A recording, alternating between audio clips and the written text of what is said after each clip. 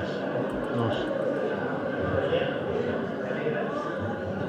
2. Habiendo número de ediles en sala, damos comienzo a la sesión extraordinaria de carácter solemne, recordando los gloriosos acontecimientos históricos del año 1825.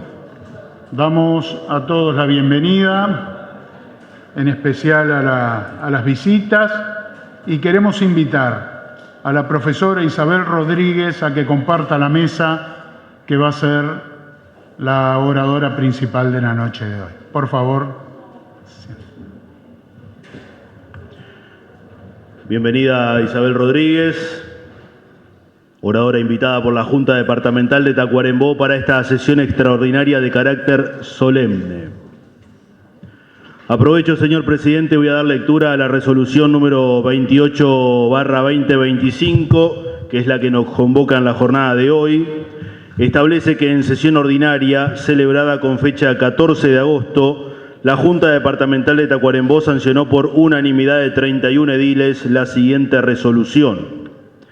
Visto el expediente número 2025/96/2, 000040, caratulado Intendencia Departamental de Tacuarembó, Comisión Honoraria del Bicentenario de los Hechos Históricos de 1825, remite nota al legislativo sugiriendo que en la grilla de actividades conmemorativas del gobierno departamental en este bicentenario, la Junta Departamental de Tacuarembó realice una sesión extraordinaria recordando a los gloriosos acontecimientos.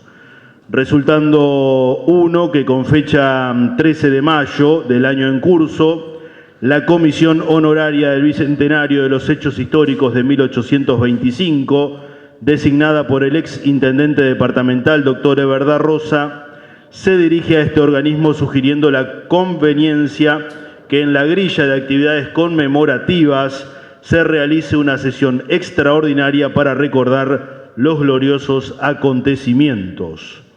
Considerando uno que en fecha 15 de mayo del año en curso se remite la circular número 41/25 al asesor letrado doctor Guillermo López para su informe correspondiente y sugiere se forme un expediente y se derive dicha moción a estudio de la Comisión Asesora de Legislación de este órgano legislativo para su estudio pormenorizado. Atento a lo perceptuado en el artículo 273, numeral 1 de la Constitución de la República y a lo establecido en el artículo 19, numeral 12 de la Ley Orgánica Municipal número 9515, la Junta Departamental de Tacuarembó resuelve, primero, celebrar una sesión extraordinaria solemne el día jueves 28 de agosto de 2025 a las 19:30 horas, con motivo de recordar los gloriosos acontecimientos históricos del año 1825. Segundo, en la oportunidad harán uso de la palabra un orador invitado que será designado por la Junta Departamental y 4 ediles por el órgano legislativo departamental representando a cada bancada. Tercero, comuníquese en forma inmediata a la Intendencia Departamental de Tacuarembó y a la Comisión Honoraria del Bicentenario de los Hechos Históricos de 1825.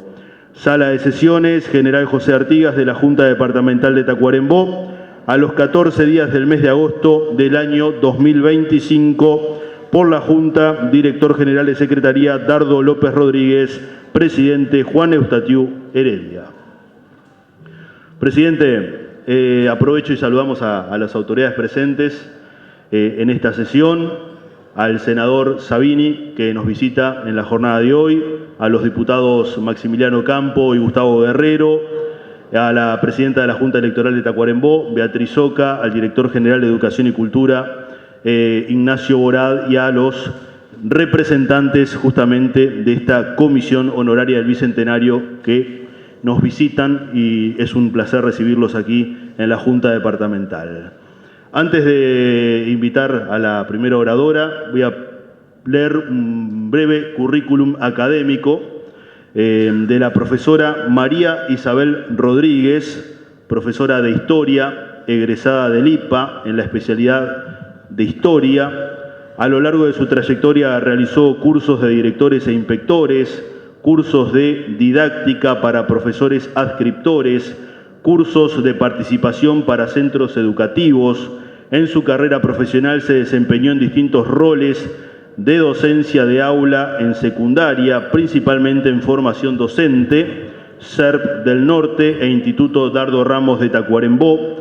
Desarrolló la función de directora liceal en secundaria por concurso e inspectora nacional de Historia en Educación Secundaria. En CODICEN fue coordinadora departamental de integración educativa y actualmente se acogió a los beneficios jubilatorios. Muchas gracias. Le damos la palabra a la profesora. La casa es suya. Muchas gracias. Buenas noches a todos. En primer lugar, buenas noches a las autoridades aquí presentes, a la representación del gobierno departamental, a los señores diputados presentes, al senador Sabini, que nos honra con su presencia, a los integrantes de la Comisión de los Festejos del Bicentenario, en particular un gusto ver a una colega, Senia. Señores ediles, señoras ediles, buenas noches, y buenas noches también a la ciudadanía y a los vecinos aquí presentes.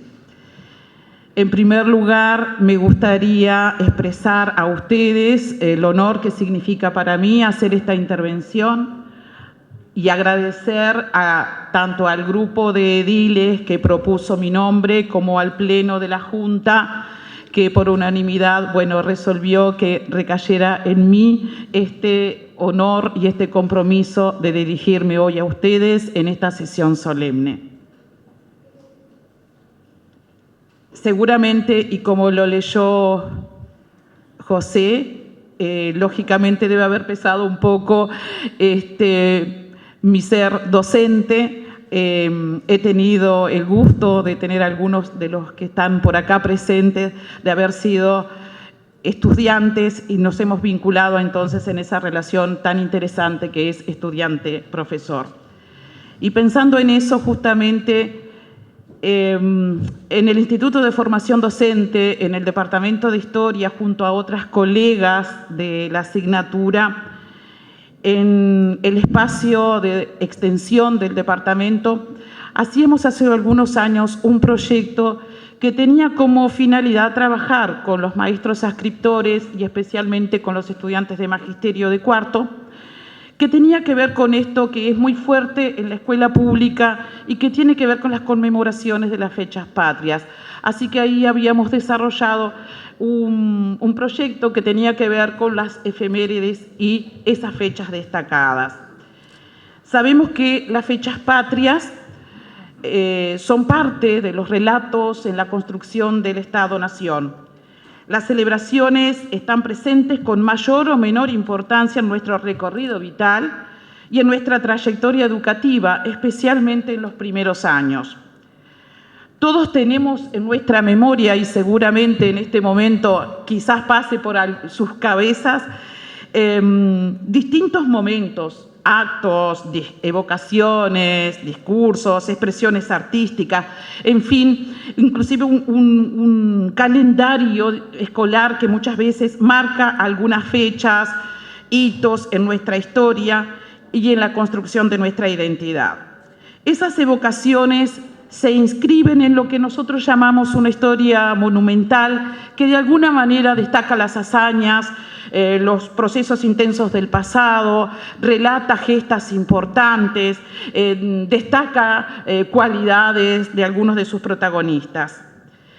Ahora bien, ¿qué sentido tiene para la vida de un país cómo generar significado o resignificar las conmemoraciones patrias? Seguramente poniendo diálogo entre pasado y presente. La historiografía y la investigación contribuyen a ello aportando el documento, el análisis de la evidencia, la interpretación que llega a nosotros por distintas vías. Reflexionar sobre las concepciones acerca de los hechos históricos nos permite enriquecernos y tener una perspectiva más amplia, más abarcativa, que incorpore la complejidad de la realidad y sus protagonistas y las diferentes miradas, la diversidad del territorio y su gente donde se desarrolló el período, el hecho, el episodio recordado. La conmemoración de las fechas patrias y la realización de actos diversos se incorporan a nuestras costumbres y hasta forman parte de las rutinas escolares, pero para significarlas es necesario problematizarlas un poco. ¿Cómo se reconocen esas fechas? ¿Cómo se aplica el protocolo? ¿Cómo se organizan acciones, los eventos académicos, los discursos, los poemas, los cuadros? Es decir, si hiciéramos el ejercicio acá, la lista sería bastante larga de acciones que hacemos en torno a las fechas patrias. ¿Cómo provocar a raíz de estas recordaciones una instancia de aprendizaje?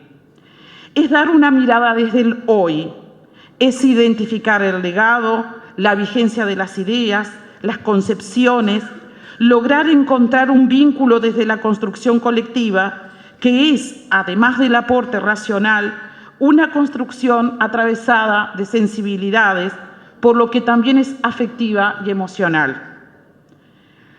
Esto dicho hasta acá es como un contexto para abordar la temática de hoy que nos convoca y que refiere al presente año con gran significado para los uruguayos a 200 años del proceso desarrollado a partir de 1825 y que en su recorrido desemboca finalmente en la conformación del Estado oriental.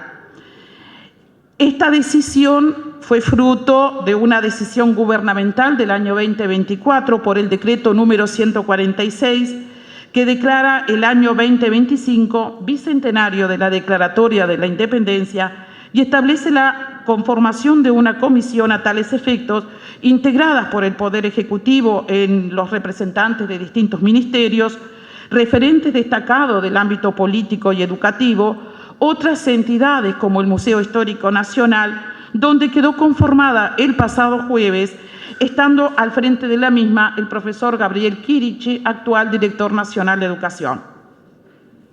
Hecho estas aclaraciones, entonces es tiempo de hacer referencia a los hechos de agosto de 1825, que no los podemos pensar históricamente como un hecho aislado, porque adquiere significado y destaca, si lo vemos, como un momento crucial en un proceso de desarrollo en el territorio oriental, en la provincia oriental, en las primeras décadas del siglo XIX, en un segundo impulso revolucionario. El movimiento revolucionario hacia la emancipación se había gestado unos cuantos años antes, en la crisis del dominio español en América, ciclo revolucionario iniciado, recordarán ustedes, en mayo de 1810 en Buenos Aires, y que a partir de 1811 incorpora a los orientales y con ello el tiempo de actuación de José Artigas, primero como jefe de los orientales y luego como protector de los pueblos libres, desarrollando la guerra contra el dominio extranjero y esbozando una organización política social para la región del Plata, bajo los principios de independencia, república y federación, así como la elaboración de un plan con orientación de justicia social sintetizado en el concepto de que los más infelices fueran los más privilegiados. En definitiva, una propuesta bastante adelantada para la época, que generó importantes resistencias, en especial de las clases dirigentes. Este ciclo se cerraba en 1820, marcando definitivamente el freno a las ideas y prácticas del artiguismo, pero había generado para estos pueblos una nueva etapa con nuevos dominadores, con una nueva ocupación. Una vuelta al imperialismo portugués y luego brasileño y un retorno a un sistema monárquico. El desarrollo histórico de un pueblo no es algo lineal. El devenir histórico de un pueblo y de una comunidad es mucho más compleja, es diversa, es intrincada, es influenciada por distintas circunstancias en las que confluyen tan distintas como variadas ideas y concepciones. El dominio extranjero no era legitimado por todos. Hubo intentos de resistencia en el año 1822 y 1823, sin éxito y sin continuidad, pero sí como antecedentes de otras miradas y acciones ante lo que pasaba en la provincia. En 1825, el movimiento de resistencia se consolida y toma decisiones arriesgadas, desafiantes, inmortalizada quizás en nuestra memoria iconográfica en aquel cuadro de fines del siglo XIX de Juan Manuel Blanes. No es el único cuadro al respecto, que evoca a través del lienzo el momento del juramento el 19 de abril de los 33 orientales. Con certeza ese grupo pequeño, sin entrar en el detalle del número exacto de esa expedición, sí sabemos que marcó el inicio de una nueva etapa que a la larga termina conformando en este espacio territorial y los pueblos que lo habitan un nuevo Estado. Esta es una etapa muy acelerada, con muchas acciones militares, con negociaciones y con declaraciones contundentes, todo lo cual contribuye a darle ese carácter revolucionario. Fue un levantamiento llevado adelante por gente joven y por hombres experientes, como por ejemplo Juan Antonio Lavalleja. Pero también fue un levantamiento mayoritariamente masculinizado, más allá del destaque de algunas mujeres como protagonista. Y es un levantamiento que se desarrolla en el territorio fuera de Montevideo y a caballo. Este ciclo o periodo revolucionario deja en evidencia algunas ideas que me parecen interesantes y que quisiera destacar. En primer lugar, ese movimiento tiene una decisión deliberada e inmediata, quizás por distintas razones, de que la acción militar quede sujeta al poder civil y que la guerra no sea solamente correr en el combate a los ocupantes brasileños, sino que se aprecie allí un esfuerzo del movimiento que busca en forma paralela un comienzo de organización política, formando un gobierno provisorio y conformando una sala de representantes con diputados de los pueblos orientales, principalmente concentrados en la parte sur al sur del Río Negro, con una ubicación fuera de Montevideo, en Florida, para desarrollar una serie de acciones y resoluciones de trascendencia. Así es que ubicamos las leyes aprobadas el 25 de agosto, de las cuales en estos días hemos seguramente escuchado hablar y vienen a nuestra memoria aquellas palabras que en nuestra niñez sonaban extrañas, de írritos, nulos, disueltos y sin ningún valor para siempre, todos los actos arrancados a los pueblos orientales. Tremenda resolución, declarar la independencia de la provincia, no del Uruguay, cabe aclarar. Esta posibilidad no estaba contemplada aún en esa institución. Era independencia del dominio portugués y brasileño y cualquier poder del universo, para que quedara claro, especialmente pensando que el universo era aquel mundo y especialmente de las potencias y sus intereses. Marcando en forma inmediata la nulidad de la incorporación a Brasil y por lo tanto recuperando el uso de la soberanía, tomará la decisión de su destino, expresado en la Ley de Unión, a aquella entidad llamada Provincias Unidas, sin ser estas un Estado consolidado. Es volver a un pasado común y, lógicamente, no son las Provincias Unidas, en este caso, no entran en la concepción de otro poder del universo.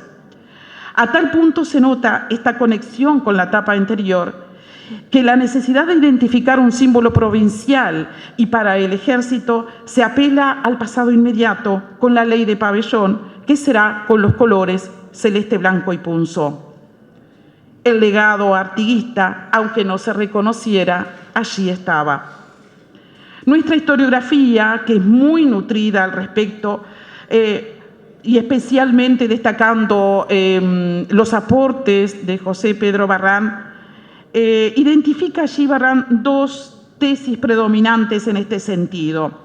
Por un lado, una tesis llamada nacionalista, defendida entre otros por Pibel Devoto y Pablo Blanco Acevedo, que veían en las leyes la voluntad y el sentido nacional, y la otra tesis unionista, defendida entre otros por Eduardo Acevedo y Ariosto González, que plantea la ley de unión como el deseo de incorporación al seno del antiguo virreinato.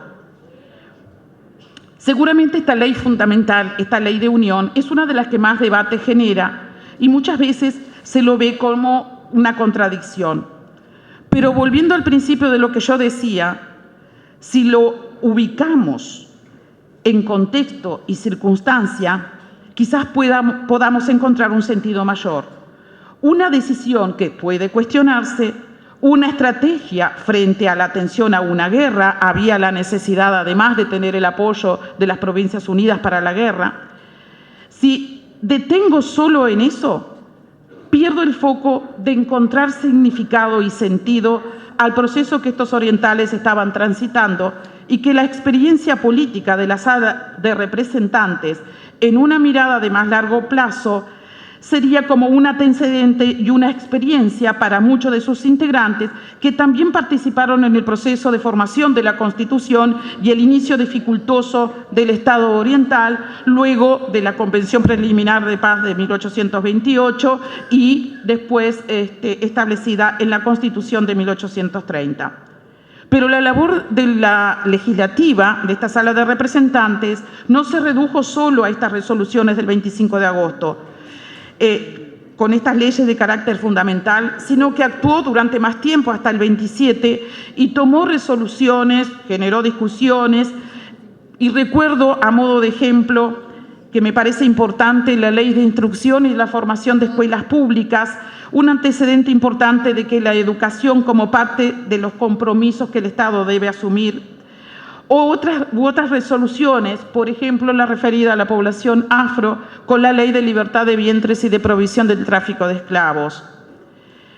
Hoy, en este diálogo presente-pasado, debemos valorar la labor legislativa de esa institución creada en el 25.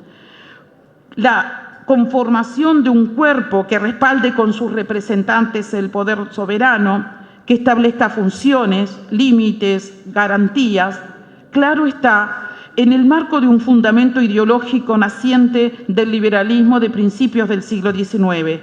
Es con esa perspectiva que podemos comprenderlo. Y destacar, por otra parte, esta apuesta a un proyecto más amplio que solo un levantamiento armado fuera de Montevideo.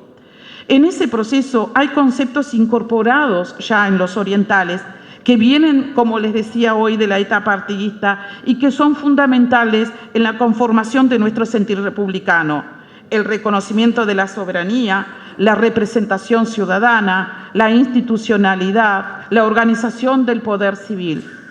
Pensándolo desde ese lugar, no es poca cosa.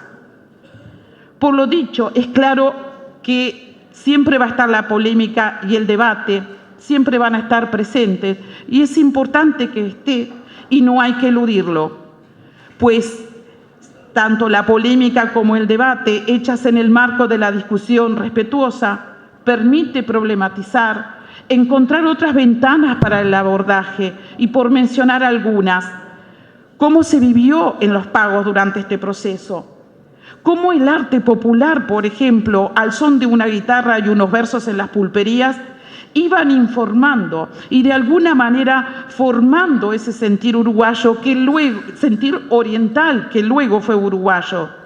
Ver en el periodo una perspectiva de género o generacional, ver una perspectiva ambiental, ver desde la perspectiva del desarrollo de este territorio, si pensamos en un territorio con muchas guerras durante muchos años que se desarrollaban en la amplia ruralidad y con una producción básicamente pecuaria. En este espacio, un espacio geográfico que había sido como objeto de muchas cosas y disputas, un espacio con extensas costas y puertos, y con esa situación desde la presencia de los españoles y los portugueses de disputa continua. Generar una mirada crítica y reflexiva, dando también luz sobre la diversidad del territorio y su gente, es algo significativo, y con ese sentido es que debemos verlo desde nuestro presente. La discusión ciudadana y el debate académico y la discusión política sobre los hechos de 1825 no van a estar agotadas. Ya desde fines del siglo XIX, en el proceso de conformación de un relato que sustentase el Estado-Nación, ya estaban presentes en los debates, e inclusive en torno a la construcción del Palacio Legislativo, que también fue muy importante. Hace 100 años y algunos años más, fue intenso el debate sobre esta fecha, Pero finalmente el Palacio Legislativo se inauguró a los 100 años de los hechos del 25 de agosto. Y hoy celebra ese centenario resaltando el rol esencial en nuestro sistema republicano.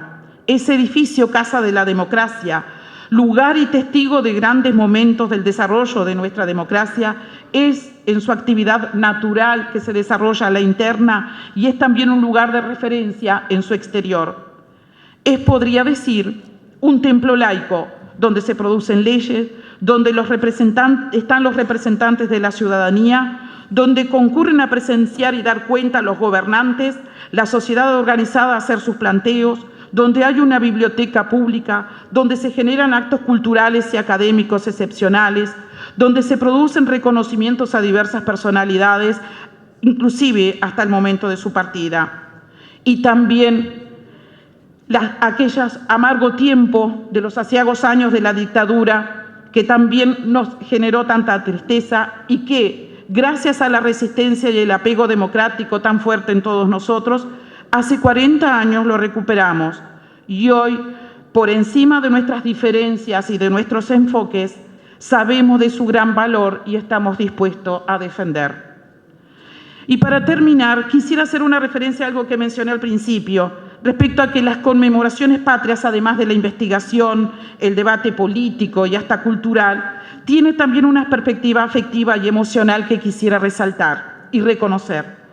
La solemnidad y el sentir patriótico que en mayor o menor medida, desde las distintas funciones, en especial las públicas, pone cada ciudadano, cada ciudadana, y muy particularmente, no debemos olvidar que soy docente, es esa dedicación que hacen las familias, los docentes, los vecinos, preparando una túnica con su moña, ensayando danzas, poemas, discursos, la satisfacción de ver a las niñas y niños y jóvenes portando las banderas o los estandartes institucionales, preparando un vestuario, un uniforme, un apero para realizar un homenaje en una caminata patriótica, en una cabalgata por el centro de la ciudad o en un acto en la plaza o en el patio de un centro educativo.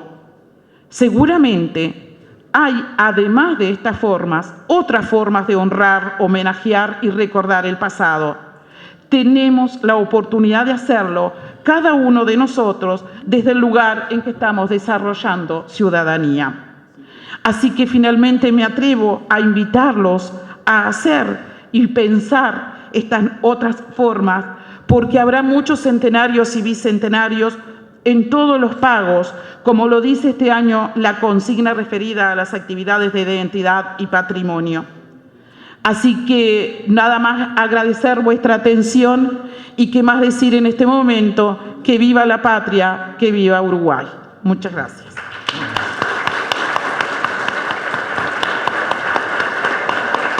Bien, muchas gracias a la profesora Isabel Rodríguez, que ha sido la invitada en la sesión extraordinaria de carácter solemne de hoy, resolución adoptada por la Comisión de Legislación y Asuntos Internos de la Junta Departamental de Tacuarembó. Señor presidente. Continuando con el orden del día, tiene la palabra la edil Adriana Velázquez.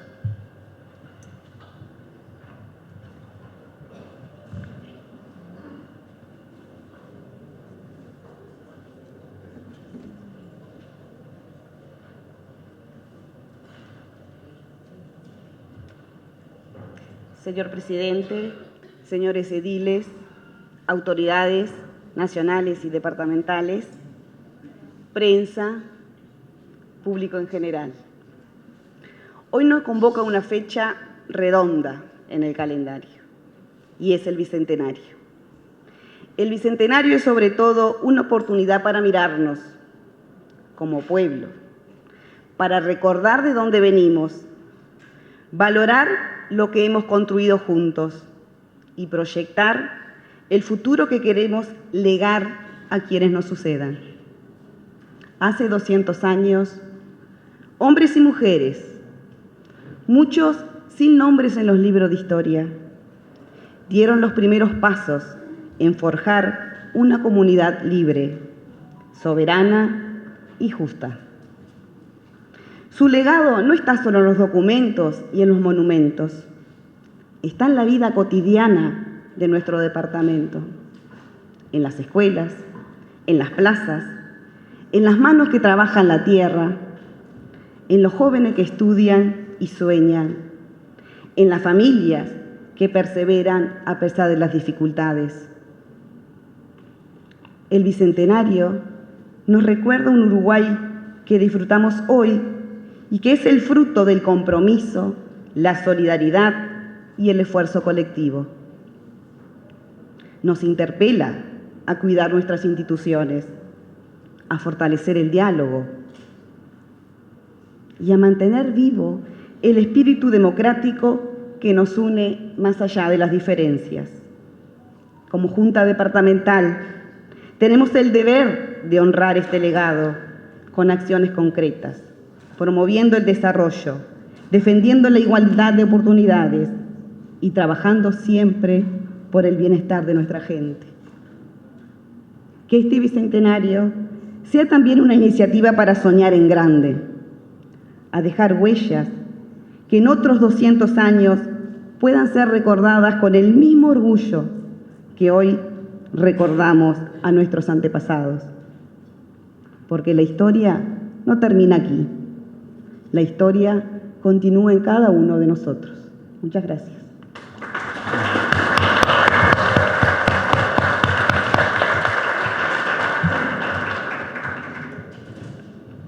Continuando con el orden del día, tiene la palabra la edil Cristina Seco.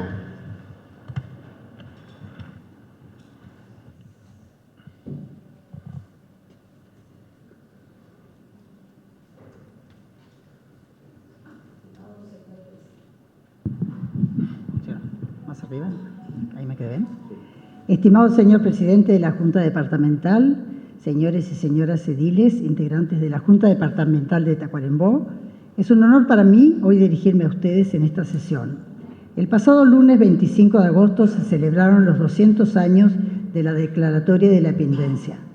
La unión de los orientales fue indispensable para liberar nuestro suelo del yugo extranjero. Al día siguiente de haber desembarcado en la playa de La Graciada, en abril de 1825, los 33 orientales ya disponían de caballos y armas. Así equipados, iniciaron gigantesca empresa de la reconquista de la patria. En manos del Imperio brasileño, comenzaron con la toma de localidades de Dolores y Soriano, sumándose a los pocos días el Fructuoso Rivera y sus 70 hombres a orilla del arroyo Monzón, lo que llamamos el Abrazo de Monzón. En medio de tantas guerras militares y diplomáticas, algo que estaba claro era el deseo de los orientales de hacerse cargo de su destino. Ya en mayo, Juan Antonio Lavalleja convocó a los cabildos que eligieron representantes para formar un gobierno provisorio para organizar políticamente las autoridades civiles que se encargarían del territorio oriental. En junio se reunieron en Florida y convocaron las elecciones para la Sala de Representantes de la provincia, entregando Lavalleja el mando ante Manuel Calleros, pasando Lavalleja a ser general del Ejército y Rivera sería inspector general de armas. La asamblea que convocó a Lavalleja se instaló en Florida, en el paraje que se conoce como Piedra Alta, y en la sesión del 20 de agosto designó presidente de la Sala de Representantes al presbítero Juan Francisco Larrobla. Carlos Anaya propuso que se anularan los actos de incorporación afectados anteriormente por los imperios de Portugal y Brasil. La Sala consideró esta moción y al día siguiente redactado el proyecto de las leyes fundamentales y el 22 de agosto la Asamblea designa a Lavalleja capitán general y gobernador de la provincia. El 25 de agosto de 1825 se aprueban las 3 leyes fundamentales. Creo que ya las nombramos, pero es importante reconocerlas y hacer hincapié en ellas. La primera ley, Ley de la Independencia, declara la nulidad de los actos de incorporación a los imperios de Portugal y Brasil o cualquier otro poder del universo. Establecía la libertad de la provincia oriental del Imperio de Brasil y de todo otro que pretendiera someterlo. Para hacer honor a la declaración, primero Rivera en Rincón de las Gallinas y luego Lavalleja en Sarandí, derrotando así a los aguerridos ejércitos brasileños. La segunda ley, Ley de Unión, afirmó que la provincia oriental, luego de reasumir su soberanía y en el libre ejercicio de ella, se pronuncia por la unidad de las restantes provincias argentinas, con el fin de conseguir la ayuda de nuestros hermanos argentinos para seguir luchando contra el Imperio de Brasil. La tercera ley, la ley de pabellón, define la bandera con 3 franjas horizontales celestes, la franja blanca y punzó, la bandera actual de los 33 orientales. Además de estas leyes fundamentales, como nos contó la historiadora, la Asamblea votó otras importantes leyes como la libertad de los vientres y la prohibición del tráfico de esclavos con países extranjeros. Las leyes de la Florida son una manifestación del ideario artiguista. La primera y segunda ley se complementan con la incorporación de las Provincias Unidas y no contradice la Declaración de la Independencia. No hay que olvidar que en 1825 las provincias argentinas no existían como un Estado, no había un gobierno para todas. Las Provincias Unidas eran un conjunto, provincia-Estado, y a ellas se quiere integrar la provincia oriental, siguiendo los postulados del ideario artiguista, autonomía dentro de la Unión, por lo tanto, decirse que los orientales comprometían su libertad a la ley de unión. Hace 4 años, el 25 de agosto del 2021, el ministro de Medio Ambiente, aquel entonces Adrián Peña, decía: con la creación del gobierno provisorio de la provincia, aparece la vocación institucionalista heredada del artiguismo. Nos convoca hoy la inquebrantable voluntad de los orientales de ser dueños de su destino, voluntad que se expresó desde 1811 y al cabo de un largo y turbulento proceso histórico que culminó en 1828 con la Convención Preliminar de Paz. Artigas fue un caudillo rural, pero inminente institucionalista, lo que lo distingue de sus contemporáneos. Los pueblos no se decretan, se forman, se forjan, y el nuestro no salió de las carteras diplomáticas. 2 siglos después, Uruguay es una sociedad republicana, sólida, con los límites propios de América Latina, y el pueblo uruguayo ha demostrado su aptitud para constituir un Estado independiente y soberano, sólido, afirmando a sus instituciones democráticas firmes, vinculado a la comunidad internacional. Muchas gracias.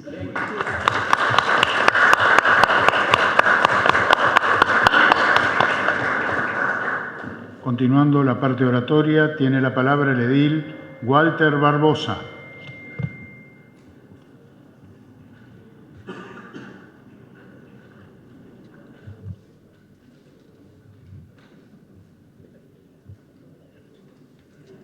Señor presidente, señores ediles, autoridades presentes, vecinos y vecinas.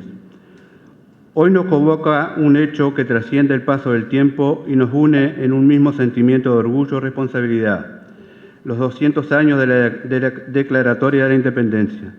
En este recinto republicano que representa la voz del pueblo, resulta oportuno mirar hacia atrás para reconocer a quienes con valentía y visión dieron los primeros pasos hacia nuestra soberanía.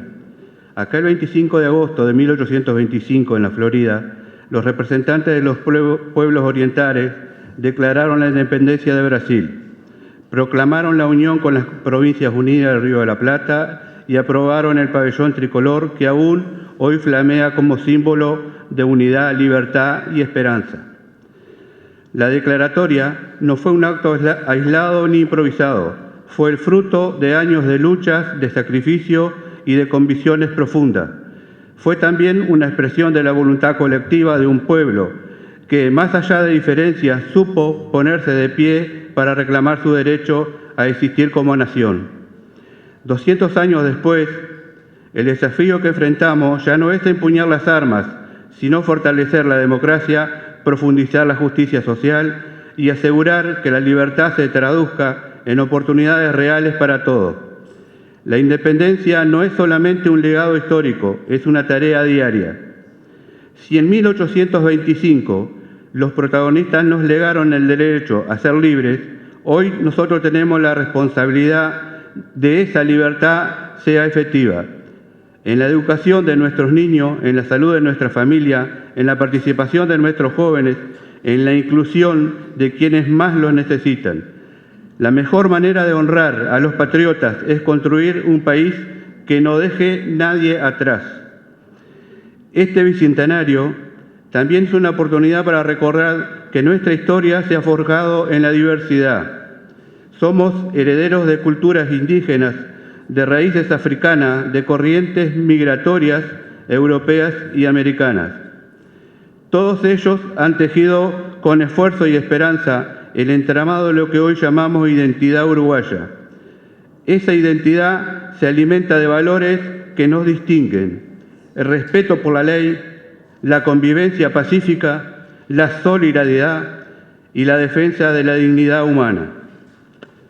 Señoras y señores, celebrar los 200 años de la Declaratoria de la Independencia no es un mero acto protocolar, es un llamado a reflexionar sobre qué república queremos proyectar para los próximos 200 años.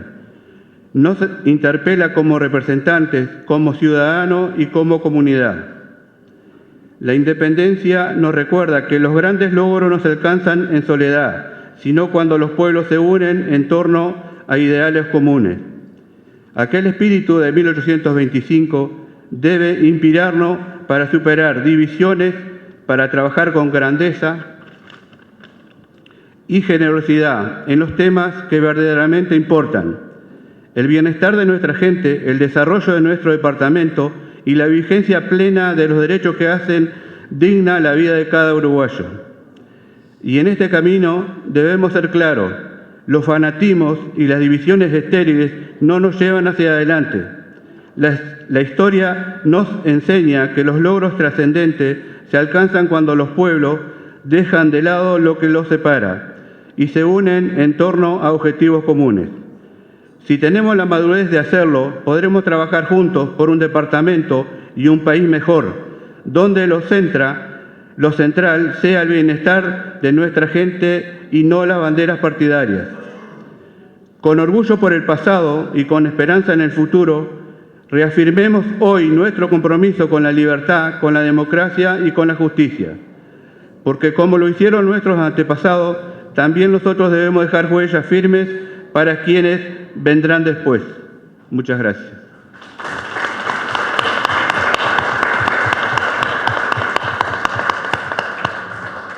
Continuando la parte oratoria, tiene la palabra la edil Analía Tambasco.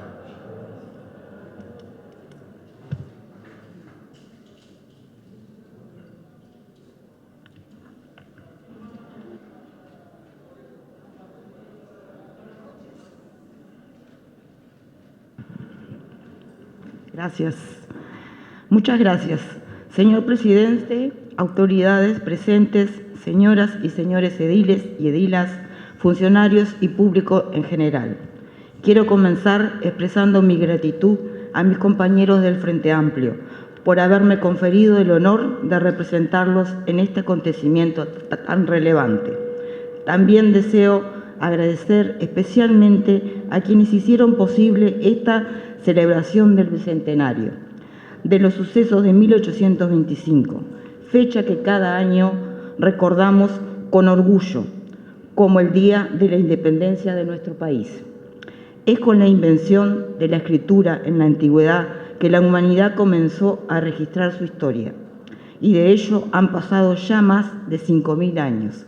Sin embargo, recién en el siglo XXI, la historia adquirió su estatuto actual como ciencia reconocida y respetada.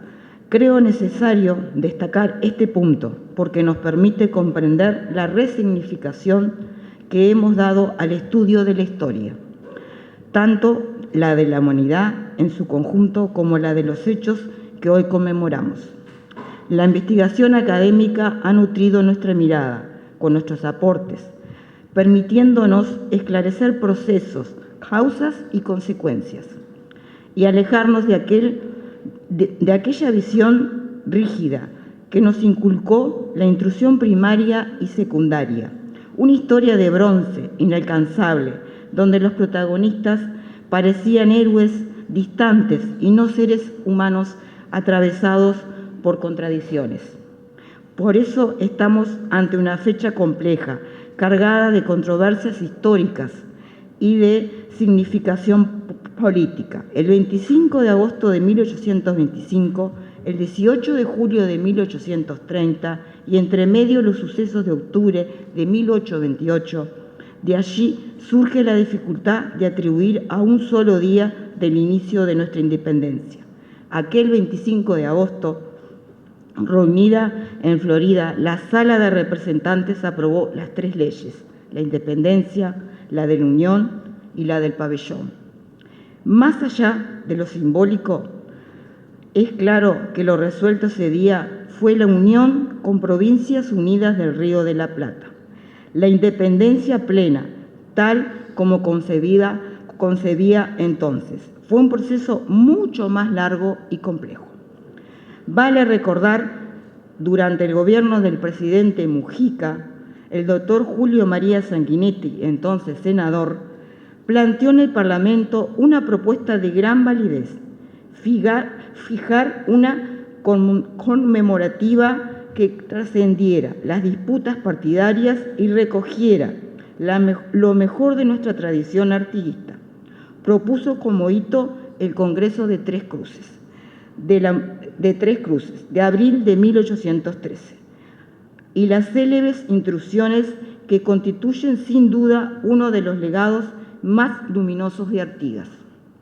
Ya a comienzos del siglo XX hubo intentos de resolver esta controversia, aunque con menos nobleza que lo propuesto del doctor Sanguinetti, pues estaban impregnados por la lógica de las divisas de los partidos fundacionales. En aquel entonces se pretendió que el Parlamento actuara como tribunal de alzada para dirimir la cuestión. La Constitución del Parlamento actuará como tribunal de alzada para dirimir la cuestión. La Constitución de 1917 adjudicaba las bancas de la Cámara de Representantes y el Senado mediante sistemas eléctricos diferentes. Entonces los representantes del Partido Nacional constituían la mayoría en su Cámara, haciendo prevalecer su posición favorable a la fecha del 25 de agosto. Mientras en la Cámara de Senadores, bajo influencia colorada, reafirmó la fecha del 18 de julio. Como la decisión final debía adoptarla la Asamblea General, la resolución quedó trunca, porque este cuerpo nunca se reunió. Podríamos decir muy a la uruguaya. Tengo la convicción de que este bicentenario que hoy celebramos en realidad hunde sus raíces en la Revolución de Mayo de 1810 y que el proceso de independencia debería considerarse culminado el 18 de julio de 1830, con la primera Constitución de la República. Por eso, a mi entender, el verdadero cierre de esta conmemoración será en el 2030, cuando celebremos los 200 años de nuestra Carta Magna. Hoy, 2 siglos después, conceptos tan emblemáticos como independencia y soberanía adquieren nuevos significados. El capitalismo globalizado acentuó de forma excepcional las relaciones de producción y comercialización, profundizando desigualdades y condicionando la soberanía de países pequeños como el nuestro, sujetos a la influencia de las potencias y multinacionales. En este contexto debemos gobernar con realismo y pragmatismo, pero sin renunciar a los valores fundacionales. En un mundo dominado por poderes económicos y corporativos que condicionan las decisiones de los pueblos, Uruguay tiene el desafío de sostener su democracia y su justicia social. Ese camino no se construye en soledad, sino en la integración regional y en la defensa de los valores artiguistas. Por eso, este bicentenario no puede ser solo un ejercicio de memoria, debe ser también una convocatoria a la acción, a seguir luchando por un país más justo, más democrático y más soberano. Porque la mejor manera de honrar a quienes nos precedieron es trabajar con compromiso y unidad por el futuro de las próximas generaciones. La alternativa sigue siendo la misma que nos legó Artigas: la construcción de la patria grande como proyecto de unidad y dignidad. Muchas gracias.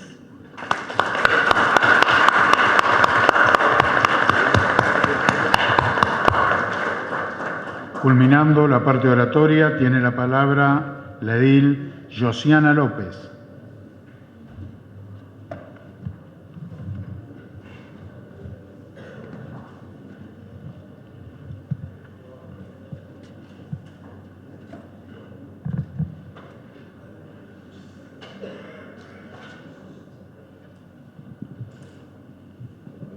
Muy bien, muchas gracias.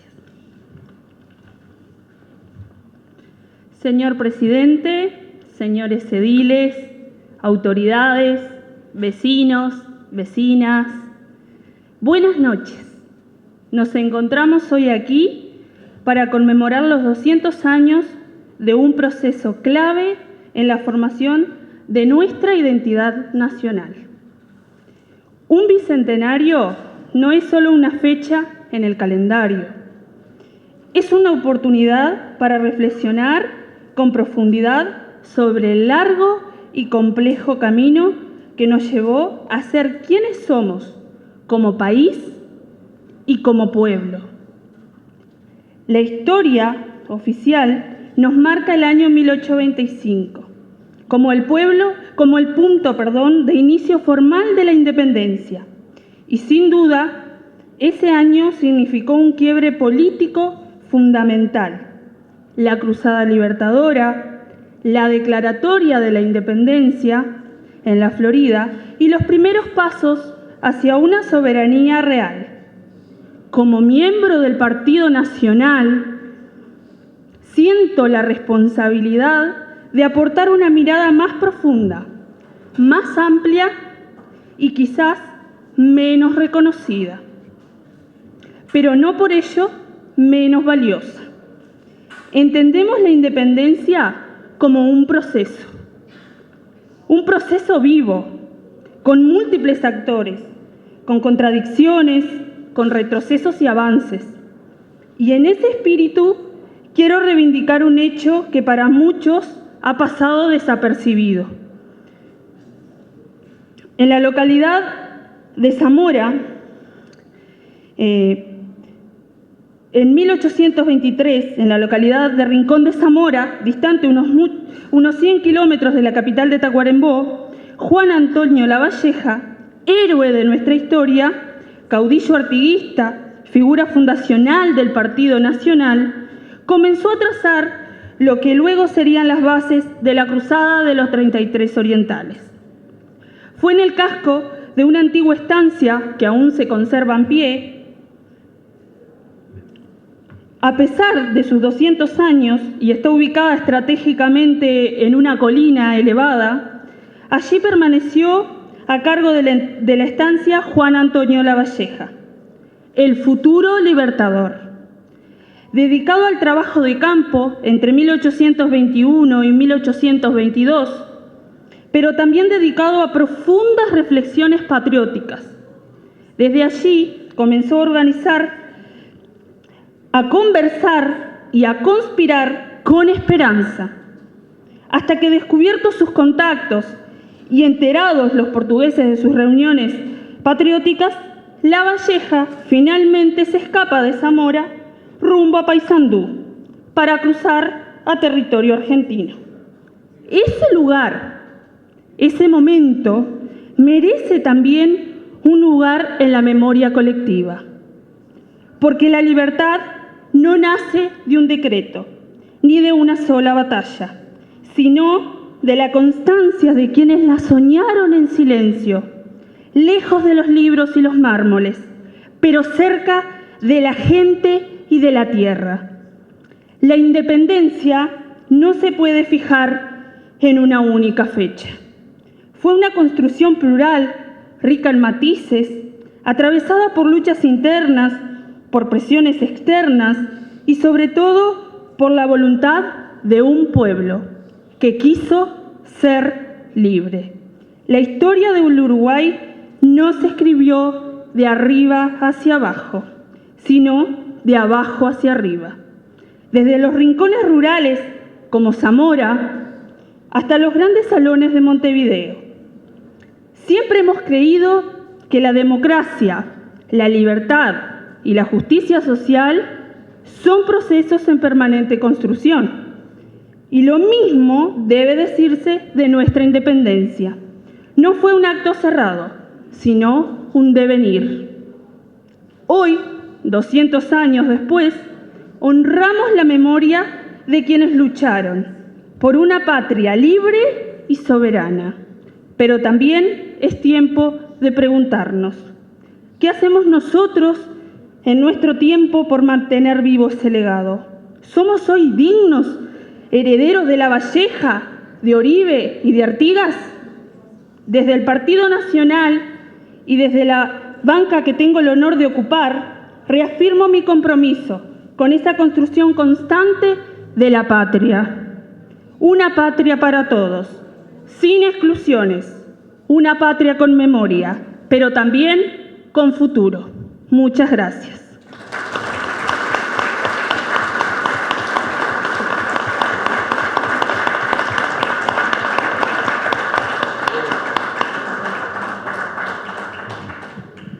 Bien, muchas gracias a todos los ediles.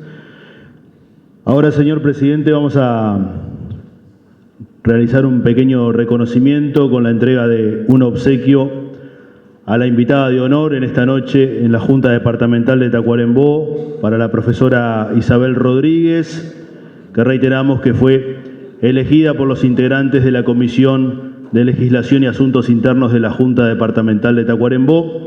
Hace entrega el presidente Juan Eustatiu el obsequio en la presente jornada, un pequeño presente que dice: en agradecimiento y reconocimiento a la profesora Isabel Rodríguez por su participación en la sesión extraordinaria de carácter solemne con motivo de recordar los gloriosos acontecimientos históricos del año 1825, presidente Juan Eustatiu.